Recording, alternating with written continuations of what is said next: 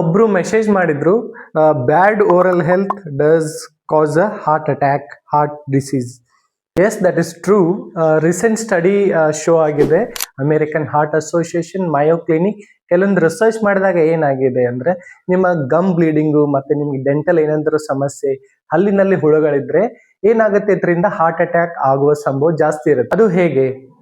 Usually ಏನಾಗುತ್ತೆ, ನಿಮ್ಗೆ ಏನೋ ಗಮ್ ಬ್ಲೀಡಿಂಗ್ ಆಗಿದೆ, ನಿಮ್ಗೆ ಏನಾದ್ರು ಡೆಂಟಲ್ ಇಶ್ಯೂ ಇದೆ, ನೀವು ಟೂತ್ ಎಕ್ಸ್ಟ್ರಾಕ್ಷನ್ ನೀವೇನಾದ್ರೂ ಮಾಡ್ತಿರಲ್ಲ, ಇಂಥ ಸಮಯದಲ್ಲಿ ಏನಿರುತ್ತೆ, ಅದು ಬ್ಯಾಕ್ಟೀರಿಯಾ ಏನಿರುತ್ತೆ ನಿಮ್ಮ ಬಾಯಲ್ಲಿರೋ ಬ್ಯಾಕ್ಟೀರಿಯಾ, ಅದು ಬಾಯಲ್ಲಿರೋ ಬ್ಯಾಕ್ಟೀರಿಯಾ ನಿಮ್ಮ ರಕ್ತದಲ್ಲಿ ಸೇರಿಕೊಂಡು ಅಲ್ಲಿ ಇಡೀ ದೇಹಕ್ಕೆ ಅದು ಪರಿಚಲನೆ ಆಗುತ್ತೆ.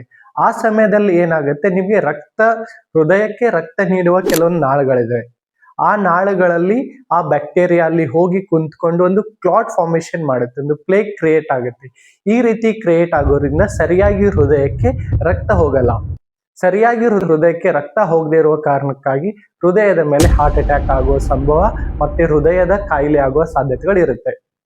ತಡೆಯಲು ಒಂದು ಬ್ರೀಫ್ ಆಗಿರೋ ವಿಡಿಯೋ ಬೇಕಾ, ಯಾವ ರೀತಿ ನಿಮ್ಮ ಬಾಯಿಯ ಕಾಳಜಿ ತಗೋಬೇಕು ಓರಲ್ ಹೆಲ್ತ್ ಬಗ್ಗೆ? ಹಾಗಾದ್ರೆ ಯೂಟ್ಯೂಬ್ ಅಂತ ಕಮೆಂಟ್ ಮಾಡಿ, ಯೂಟ್ಯೂಬ್ ಅಲ್ಲಿ ಒಂದು ವಿಡಿಯೋ ಮಾಡಿ ಹಾಕಿ, ನಿಮ್ಮೆಲ್ಲರಿಗೂ ನಾನು ಆ ಲಿಂಕ್ ಅನ್ನ DM ಮಾಡ್ತೀನಿ. ನಮ್ಮ ಪೇಜ್ ಅನ್ನ ಫಾಲೋ ಮಾಡಿ. ಥ್ಯಾಂಕ್ ಯು, ಧನ್ಯವಾದಗಳು.